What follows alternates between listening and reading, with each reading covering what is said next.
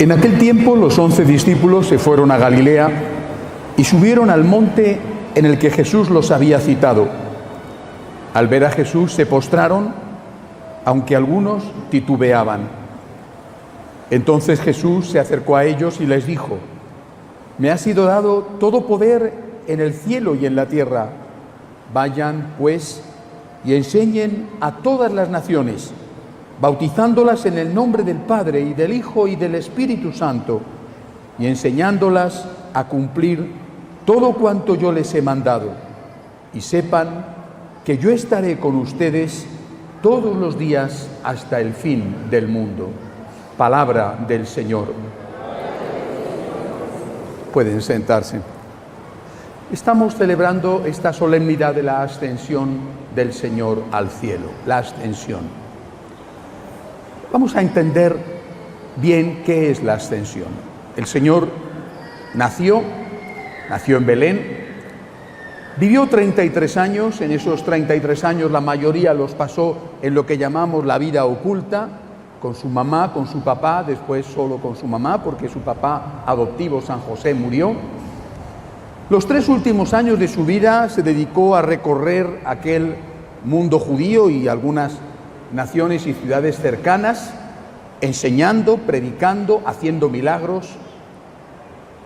Terminó su vida en la tierra dando la vida por nosotros en la cruz, pero 3 días después resucitó.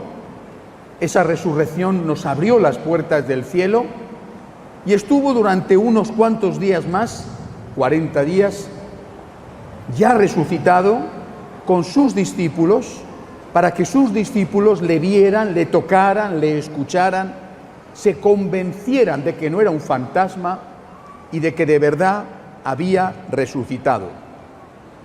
Nada más deseable por sus discípulos, por todos nosotros, que Él no se hubiera marchado, que Él hubiera seguido aquí, sus discípulos hubieran muerto por persecuciones, por edad, una enfermedad, y Él hubiera permanecido. Y hoy, en algún lugar del mundo, en Roma o en cualquier otro sitio, allí estuviera Jesús todavía resucitado. Pero eso, que es lo que nos hubiera gustado ciertamente, eso, sin embargo, no hubiera sido bueno. ¿Por qué? Vamos a poner un ejemplo. Si tienes una mamá, un papá, que quieren mucho a su hijo, a su hija, le ayudan cuando es un niño, le pagan un buen colegio, le ayudan a dar los primeros pasos en su vida, hasta ahí está muy bien. Pero luego el hijo, la hija, tiene que vivir su vida. No puede estar permanentemente a expensas de lo que haga su mamá o su papá, porque en ese caso no le está educando bien, no le está ayudando, le convierte en un perezoso, en un vago. ¿Se imaginan a uno de 40 años llevado en brazos por su mamá ya ancianita y llevándole en brazos? De hombre, por Dios, déjale en el suelo, que ya tiene edad para andar por sí solo. Ay, mi pobre niño, ay, es pobrecito, pues si tiene 40 años, que tu pobre niño, ay, mi niño chiquitín, ¿qué le va a pasar? Que tiene 40 años, que tiene barba y bigote, déjale en el suelo. El amor de un padre también pasa por decirle a su hijo: oye, eres un hombre, tienes que ganarte la vida, tienes que vivir tu vida, no puedes hacer las cosas de tal manera que vivas siempre pendiente de mí. Yo creo que el amor de Jesús pasaba por esto, por decirnos a nosotros: ha llegado vuestra hora. Ahora es vuestra hora, ahora sois vosotros los que tenéis que hacer las cosas. Yo he hecho bien mi parte, he estado con vosotros, os he querido, he predicado, he hecho milagros, he muerto, he resucitado, pero ahora es vuestra hora, ahora os toca a vosotros. La ascensión, por lo tanto, significa que Jesús nos deja en el suelo y nos dice: te voy a ayudar, voy a mandar el Espíritu Santo, pero ahora te toca a ti. Ya eres mayorcito, haz lo que tú tienes que hacer. Yo creo que esto es lo primero. Segunda cuestión importante. En la ascensión, Jesús les da un encargo a los apóstoles, les da una tarea. Esto es lo que nosotros también tenemos que entender. Jesucristo da una tarea a los apóstoles Y esa tarea es la tarea que Él quiere que cumplamos. ¿Qué les dice y qué no les dice? ¿Qué no les dice? No les dice, lo hemos escuchado hoy en el Evangelio, no les dice Jesús, vosotros tenéis que ir a dar de comer a los hambrientos, tenéis que dedicaros a poner hospitales, tenéis que dedicaros a hacer obras sociales. No les dice esto. Jesús les dice a sus apóstoles, id y predicad, id y bautizad, id y evangelizad. Es decir, Jesús les está diciendo que es el Evangelio aquello que tenemos más importante y que es lo que tenemos que transmitir, la palabra de Dios, el Evangelio. Esto muchas veces lo hemos olvidado y hemos creído, algunos sobre todo en la Iglesia, seguramente que por buena voluntad, hemos creído o han creído que la misión de la Iglesia era ser una ONG, una obra caritativa, una obra social. Y que la Iglesia lo que tiene que hacer es dedicarse a dar de comer al hambriento, a luchar por la justicia, pacífica o no tan pacíficamente. Esto no es lo que mandó Jesús. Jesucristo, vuelvo a repetir, dijo con toda claridad, id y predicad, id y bautizad.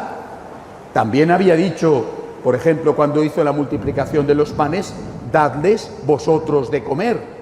También la Iglesia tiene la misión de dar de comer al hambriento, pero esa misión importantísima es una misión secundaria. La primera misión de la Iglesia es evangelizar. ¿Qué es lo que nos pasa a nosotros? Que ya no consideramos importante evangelizar. Consideramos más importante dar de comer al hambriento que enseñar a la gente cuál es el camino del bien y cuál es el camino del mal. Cuando yo tenía 17 años y estaba con todas las dudas de entrar o no entrar en el seminario, recuerdo perfectamente una conversación con un sacerdote que era mi confesor y mi director espiritual. A los 18 años entré en el seminario, a los 17 ya tuve una conversación muy seria con él. Yo tenía duda entre ser médico o ser sacerdote. El médico se dedica a cuidar del cuerpo, el sacerdote a cuidar del alma.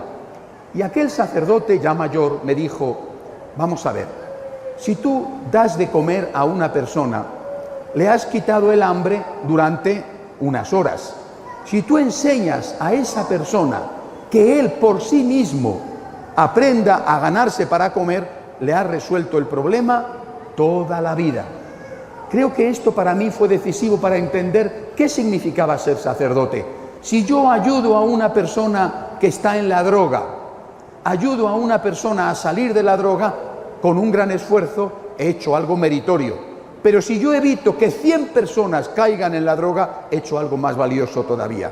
Si curo a un enfermo, he hecho algo meritorio. Pero si evito que 100 personas enfermen, he hecho algo más valioso todavía. Es decir, cuando tú das de comer a una persona, resuelves un problema durante un rato, durante un tiempo.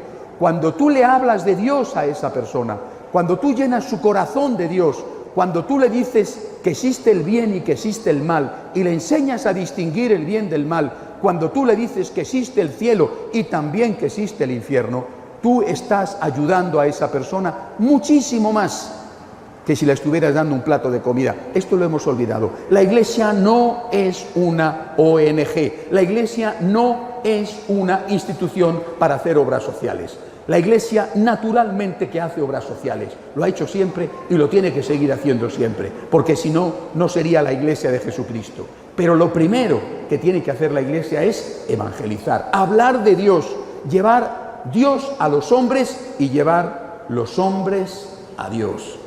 Fíjense, imagínense ustedes que un señor pone una empresa y que esa empresa es de lo que sea, una zapatería donde se venden zapatos. Pasa el tiempo y termina por ser un bar, un sitio donde se vende alcohol.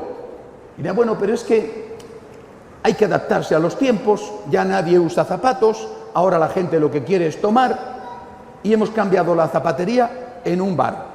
O al revés, pone un bar y termina por ser una zapatería. Y dirán, hombre, pero no se está respetando la voluntad del fundador. El fundador quiso poner una zapatería. y no se está respetando la voluntad del fundador. Podemos decir, bueno, el fundador quiso poner una zapatería, pero era un señor normal y corriente, en aquella época eran necesarios los zapatos. Esto es lo que estamos haciendo con la Iglesia. El Señor quiso poner en marcha una institución dedicada a evangelizar.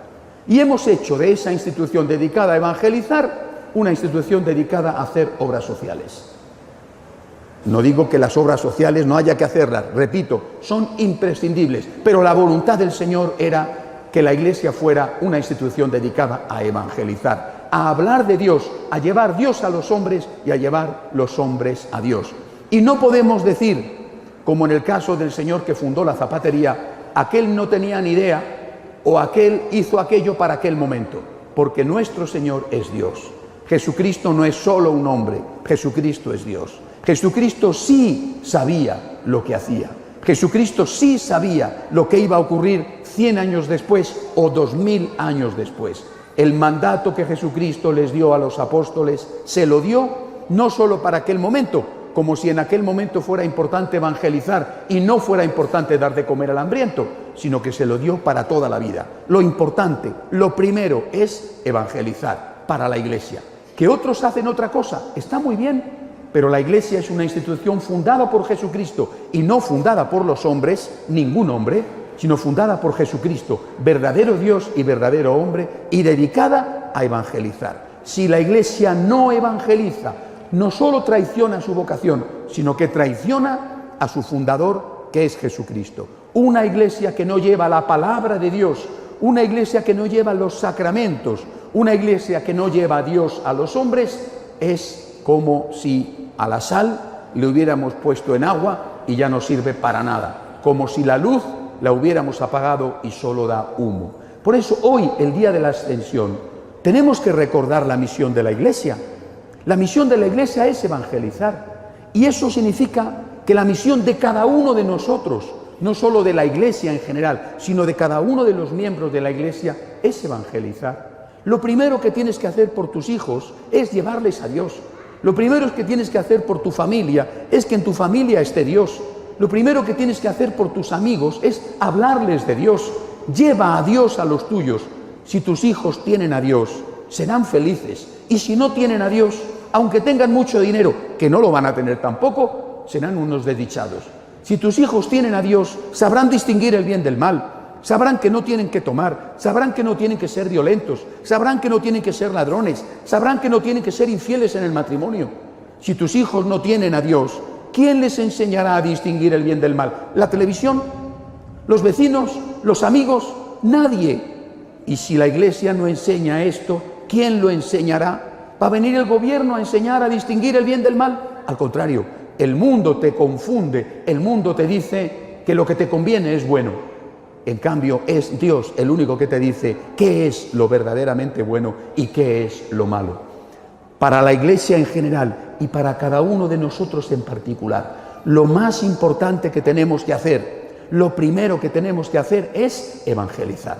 Llevar Dios a los hombres y llevar los hombres a Dios. Esto es lo que hoy, el día de la Ascensión, nosotros recordamos. Vamos a pedirle juntos al Señor que nos ayude a ser testigos de su Evangelio en medio de los hombres.